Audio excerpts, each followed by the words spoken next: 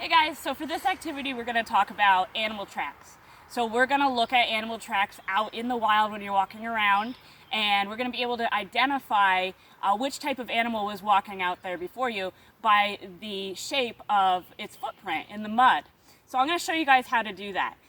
In your packets, in your little baggies, you guys have this animal track identification sheet. This is really handy.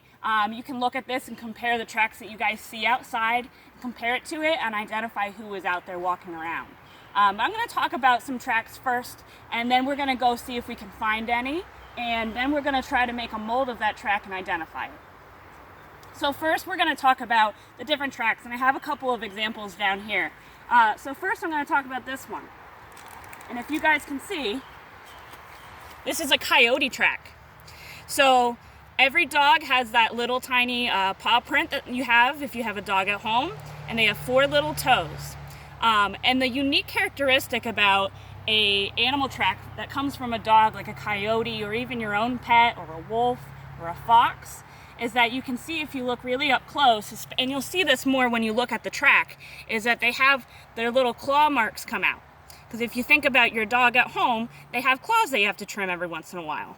So these guys, when you look at a track, you're going to see the paw print, and then you're going to see 4 little bumps right above hand, and those are actually the claws digging into the ground as well. So very similar to that, this is actually a paw print from a bobcat. So think of this almost like a house cat that you have at home. Bobcat, lynx, all types of wild cats. These guys are the same. They have a paw print, and then you have your 4 little toes here. And these guys are easy to distinct between a cat's footprint and a dog's footprint, because you can see with a cat, and you may notice at home, your cat has retractable claws. So that means that when they're walking, the claws don't get caught in the dirt or the grass. So they stay inside the paw. So when you look at a track, you actually won't see those 4 little dots like you do with a coyote track. So if you want to tell a difference between a dog and a cat track, a dog should have the little claw marks and a cat track will not. Also, in general, a cat track will be a little bit more wide and larger, just because of the types of cats that we have around here, which really is just a bobcat. And then as far as dog prints, we mostly have red fox, gray fox, and coyote prints, or someone's dog that they may take out for a walk. So that's cat and dog prints. And now I'm going to move on to something that you guys might be a little bit more familiar with, and that's a white-tailed deer hoof, right? So these aren't exactly paws.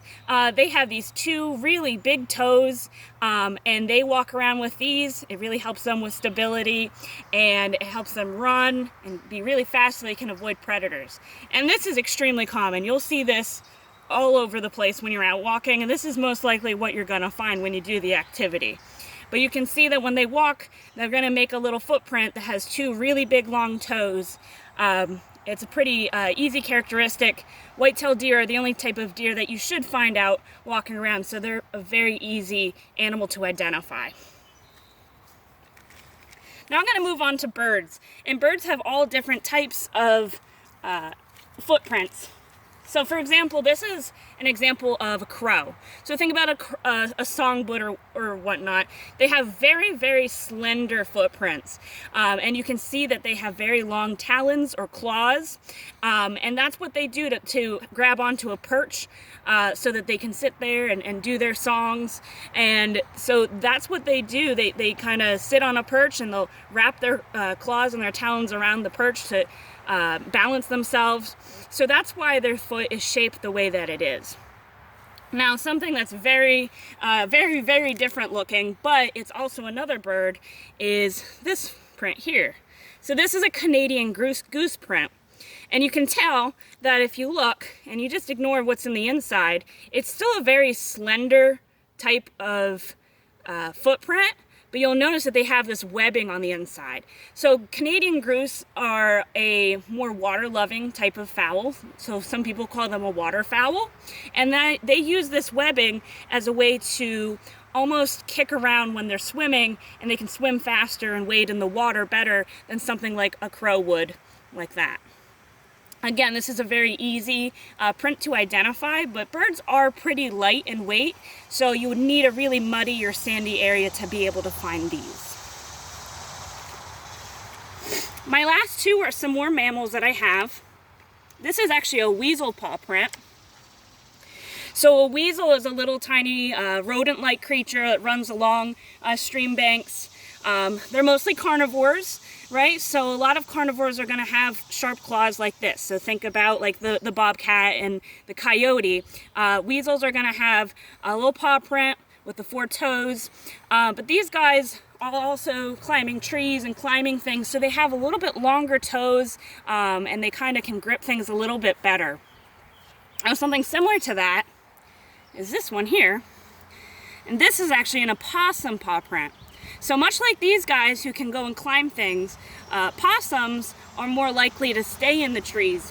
And they really like to stay there, hang upside down and sleep. It's a great shelter for them. And they are able to do that because they have very finger-like, almost like a human's paw print.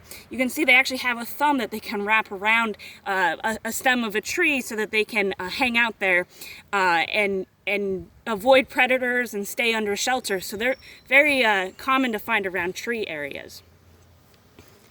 So that's just a sampling of some of the animal tracks that you would find out in the wild when you're walking around.